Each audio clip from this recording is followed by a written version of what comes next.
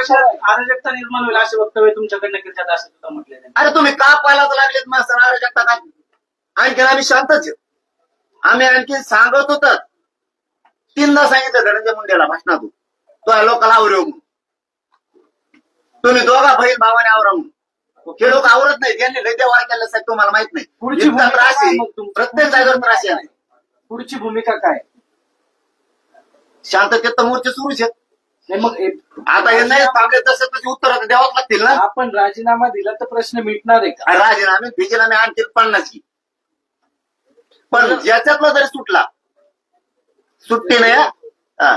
मुख्यमंत्री मंत्री होय. मुख्यमंत्र्याला इशारा आहे का डायरेक्ट? आता मुख्यमंत्र्याला 3दा सांगितलं आतापर्यंत. आज तुम्ही भेटले का नाही? मी आज स्पष्टपणानं फोन करून त्याला सांगणार आहे किंवा उद्या हे चाललेला अतिरेक चांगला नाही. हे जातीय तेढ निर्माण करायला लागले. एवढा खून होऊन दे हेच आरोपीला संभळीत घेत. हेच आरोपीला जीव या घालले. घटनेला 15 ते 20 दिवस झाले. मग मुख्यमंत्र्यांशी तुम्ही बोलले का नाही? कारण की धस असतील ते मुख्यमंत्र्याला जाऊन भेटले. ते सोनवणे पण तुमचे खासदार ते भेटले. तुम्ही का नाही भेटलात? आमचे काय आहेत खासदार? ते सगळे एकच येतात. सोनवणे पण आता सगळे एकच येतात. महाविकास आघाडी काय महायुती काय यांचे काही राजकारणी लोक आहेत. आमचा लढा सामाजिक आहे. ओके. नाही नाही त्याला राजकीय दिसत तुमच्या मंचावरती आता राजकीय नेते समाजाचा मंच त्याला नाव काय आहे? राजकीय सामाजिक सगळे या. मग हे सगळे येऊन चिटकत आहेत तिथं. हा मग आता आम्ही लिखीन हात दिली जाऊ नये.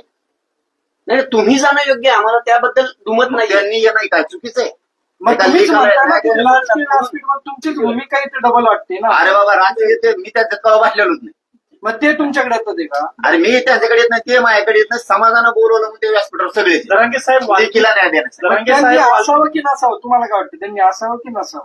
सगळ्यांनीच असायला पाहिजे. राजकीय की बिगर राजकीय? आता ते राजकीय म्हणून येतात पण त्यांनी बिगर राजकीय म्हणून यावं त्याच्यात.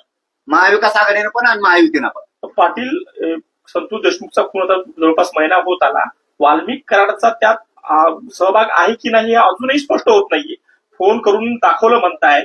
आता जवळपास त्याचे सगळे आरोपी पोलिसांच्या अटकेत आहेत. चौकशीतून काय निष्पन्न झाले अजून काही स्पष्ट होत नाहीये. सरकार याच्यात काही लपवतंय का काय होते नेमकं? लपू तर देणार नाहीत. मॅटर तर दबवू देणार नाहीत आणि जिरू पण देणार नाही. पण येता किती नाहीत आपल्याला ते म्हणजे सांगता येत नाही तुम्हाला. विचारलं तर ते म्हणजे तुम्हाला उघड नाही पण मग मुख्यमंत्र्यांशी तुम्ही मुख्यमंत्र्यांशी विचारलंय का याबाबत? काही लपवून छपी सुरू आहे काय मी वाटतं? बोलणार. मी मगाशीच सांगितलं मी आता बोलणार. कारण जे दिसायला लागलं ना राज्यातलं चित्र की हा धनंजय मुंडे बहुतेक असा अंदाज यायला लागला शंका यायला लागली की फोन करून ओबीसीच्या नेत्याला उचकायला लागलाय. काही ना मुख्यमंत्र्यांना त्याच्यामुळे सांगणं गरजेचं आहे. कीड निर्माण करायला लागली.